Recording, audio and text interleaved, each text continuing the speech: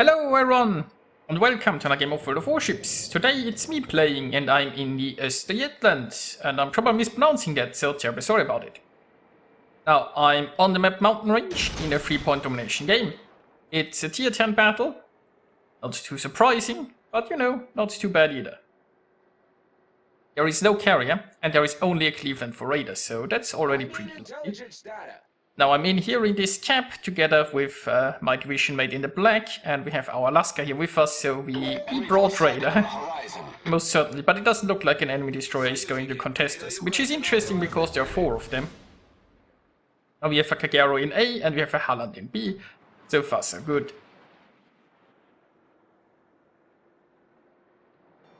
Though there is a Neptune pushing aggressively towards the B cap, and Halland doesn't have a smoke screen and not the best concealment, so the Benham might just be screwing over this Halland and forcing her to run. Because the Halland can't even like drop a smoke or something, and with the Neptune here prepared to farm said Halland. Yeah, also like for some reason the Neptune isn't going dark, so it's possible that he's running radar. I guess we'll have to. Meanwhile, we just took C with no opposition. There are a lot of high explosive shells coming from behind this island, so it's possible that the Cleveland is behind there. But Cleveland only has 9-kilometer radar, so it's... I mean, oh, there is a mines. Well, there are also shots coming. There might be a Cleveland and the mines behind there. But yeah, when we see the distance of the mines, a Cleveland behind there is currently not really a radar threat unless I go too much into that direction, which I have no intention of doing so far. Now, the thing is, I haven't had any great torpedo targets, so I'm just launching some randomly. That means my launchers are currently out of sync. Usually you wanna launch both of your launchers at the same time and basically create a wall, have torpedoes in a wider... it just makes it a lot harder to dodge. But of course, I'm just blind torping currently anyway. Probably still would be a good idea to wait for both of them to be ready and, you know, have just a larger wall there. Now here we have found the Benham, and let's look at it. We have here a black, a Halland and myself. And I mean, I don't have a smoke and the Halland doesn't have a smoke, but Viper in the black certainly has. He also has radar, so this Benham has basically no chance to go dark here. And Viper could lay a smoke trail for us if it becomes needed. So yeah, we just utterly farmed this Benham. Now, it's a Benham, so we expect torps, because Benham has a lot of them and a very low reload. And for some reason, this Halland just keeps shooting. Honestly, I would, like... Okay, the Neptune is rather far away, I guess. In the Halland's case, I would just go dark and wait maybe for a heal to become ready again. I don't think you want to pick a long-range gunfight with a Russian.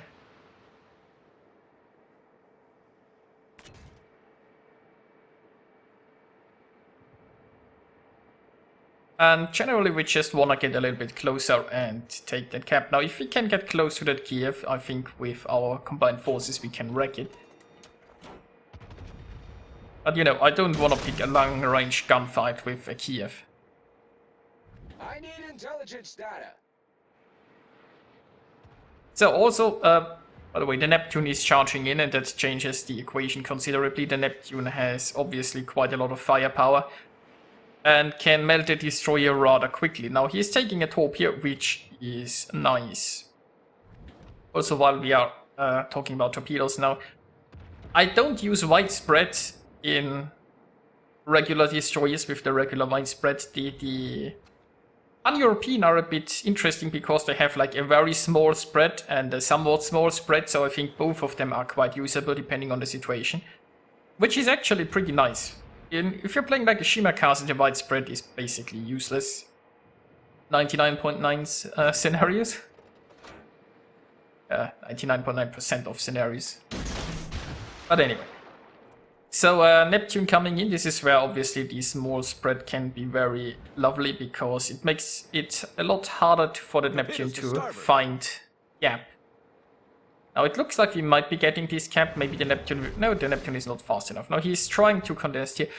Now you see, I mean the Neptune is now inside here, so we don't get any points, but just flipping this cap was very beneficial.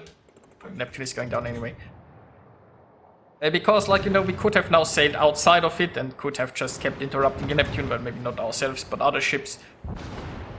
It's a lot easier to defend a cap than, I guess, to take a cap. And, oh, I found a Fletcher. Now, unfortunately, Viper was taken down here before the Neptune sunk. But I found myself a Fletcher. I'm still reasonably healthy, and I'm wasting a little bit too much time here with my torpedoes. I could be shooting my guns all of this time, and I should have been shooting my guns all of this time. I'm not alone here, right? I have a Malfi with here. There is a possibility that the Musashi will help, although I don't necessarily expect it. And I took him down with a torp, but the torp wasn't needed. If I just used my guns, we might have been sunk even faster, so a bit of a misplay there on my part. Now, ship-wise, we are equal with the enemy team. We do have now more caps, so we are going to gain more points. So that's lovely. Now, if I can get spotting on that Kiev again, then again, what I should pay more attention to, the Amalfi is potentially blocked by this island. So if I shoot this, I mean, as I said, I don't really want to be in a... Oh, the Amalfi is shooting. And I'm just providing the eyes here. So this is where I decided to actually engage this Kiev. Because I was like, you know, with the Amalfi's help, that should work, right? I don't think I myself will be enough to sink this Kiev, and I mean the Kiev's return fire will hurt quite a bit. Now the reason I'm reversing here is because if I push forward, I push into the guns of the Yamato, potentially the Kurfürst, the Izumo, and I can't afford that. Right now the Kiev is the only one who can shoot me. And I've come to the realization that the Amalfi has stopped shooting the Kiev, right? You see the Amalfi is shooting the Montana. So, really, all I'm doing now is throwing away my hit points. So I decided, you know what, let's stop shooting here. Get a heal off, and next I might want to torpedo this Kurfürst. Now the thing is, the way the Kurfürst is currently sailing, I'm not going to torpedo him because he's sailing away from me, and outside of this I need the Kurfürst to make a turn. And that would be the smart thing for the Kurfürst to do. Now technically speaking, the Kurfürst is a little bit early. Ideally what the enemy would want to do is want to push here, maybe with the Izumo, and around here with the Kurfürst, you know, creating angles, creating crossfires. Montana could just push with the Izumo, and that would be a very dangerous push for our team. Because our team is still engaged with the guys right here in the south, or less. The enemy would make a free battleship push from this side, they might just be able to crush us. But the Kurfürst has decided, you know, doesn't want to. Now you could argue that the Kurfürst is just trying to gain some distance and wait for reinforcements to arrive before he comes back in. We will see if that's the case. I mean, as a Kurfürst, you want to find situations where you can get close. The strength of the Kurfürst is obviously secondaries, and, well, I mean, your guns are very inaccurate, so you want to get close to make sure that your guns actually hit what you're shooting at. So anyway, now I could torp here the Montana, or I could torp the Izumo. The Montana is on lower health. If I get a good salvo, I might finish him off, and he's sailing here broadside, which increases the chances of me hitting torpedoes. But I'm also not sure where the Montana is going. The Montana is getting closer to the edge of my torpedo range. While the Izumo, on the other hand, you know, I don't have a great angle on the Izumo, but it seems clear to me that the Izumo wants to push into this cap. The Izumo might have realized that they need caps.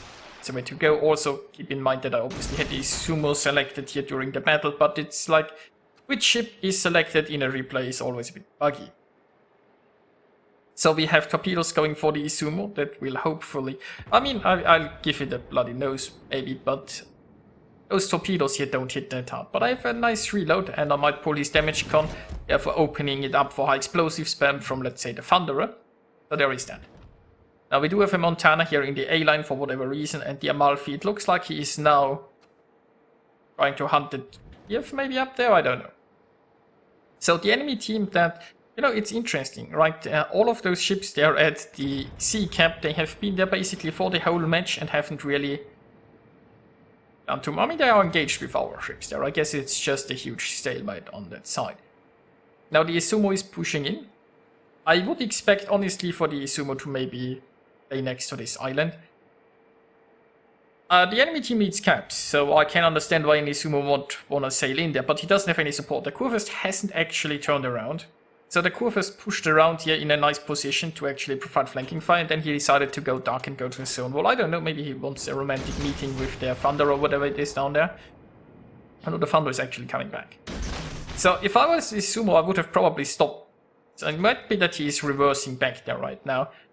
Because what the Izumo really wants is he wants some cover from like that Montana. That Montana isn't that close, but if the Izumo goes here further, he's going to be a full broadside here. If the Izumo gets a little bit back, he might have, well, he has cover from the Amalfi and the Montana.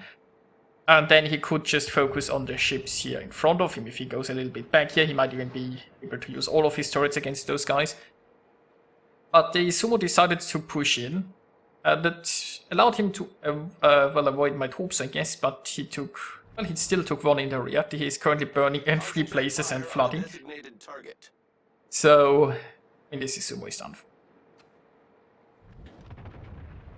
And I'm getting closer to the Kiev right now. As you see, I'm not paying attention. It's already spotted there. And now I just realized that the Kiev is here, and it's time to take care of said Kiev.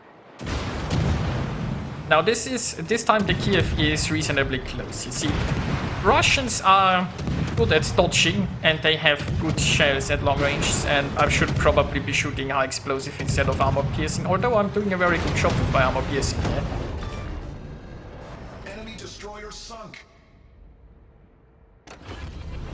And you see, the Kiev never actually angled away for some reason, so maybe armor piercing was the right choice after all. I kind of expected him to maneuver more. The strength of the Russians is obviously their speed and their ability to dodge shells, and they have very good shell trajectories at long ranges, so if you're a destroyer, you usually don't want to pick a gunfight with a Russian AD at longer ranges. Now, of course, the Russians are these days sometimes outshined by maybe French, but you know. Kiev is dealt with, and let's go grab a camp. I mean, this is the whole reason I came over here, is we lost C, and I'm not sure if we're going to get it back, so I want A instead. We still have a points lead, but, you know, there's still 6 minutes to play. We can't let them have 2 caps. That just make it more awkward in the long run. And look, that Kurfürst camp. I forgot the timestamp when the Kurfürst first appeared here, but this Kurfürst has, I guess, for at least 5 minutes done nothing.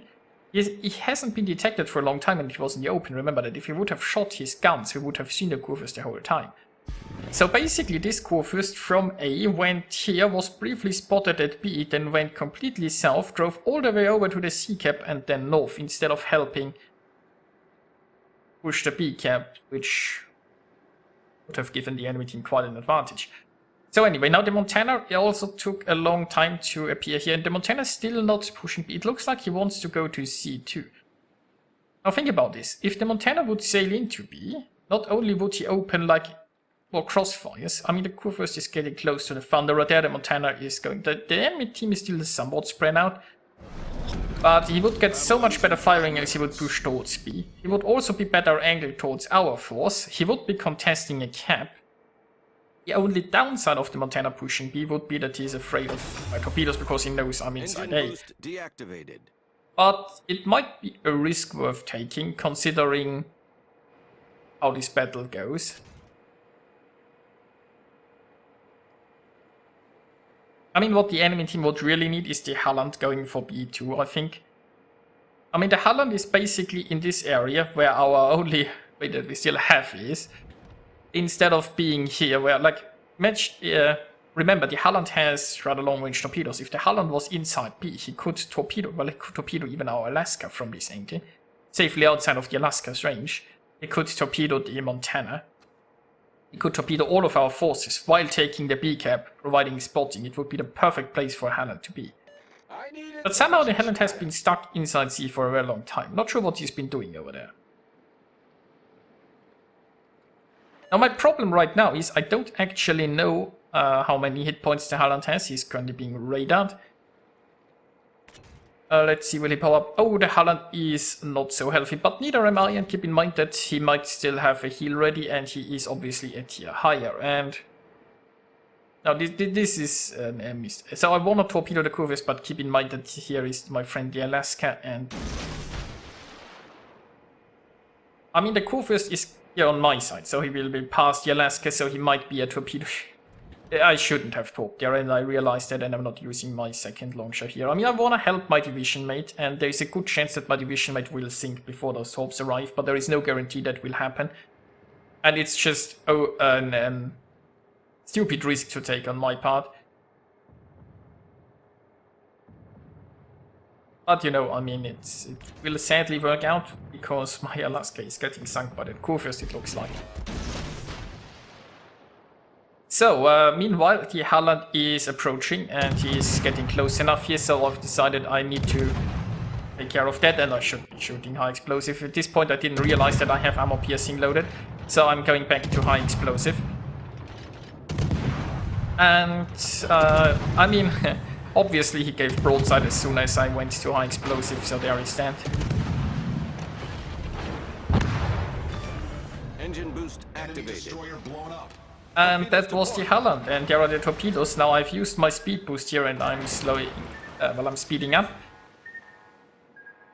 Now we're at 960, it's 3 against 3. The Cleveland was earlier a bit spotted, and the Cleveland has like, I think, 1,500 hit points. I just need one more kill for the cry. Oh, we just lost the ship. It was like, you know, I could potentially just sink that Cleveland. But keep in mind, Cleveland has quite scary DPM, and, you know, not necessarily a fight I want to pick. So I'm raided anyway. Cleveland is spotted. Shells are on the way. It has 1,100, and here I get 3 non-penetrations. And 4 non-penetrations. And, you know, this is actually a stupid idea on my part. I should have just stopped shooting, and I'm realizing that right now.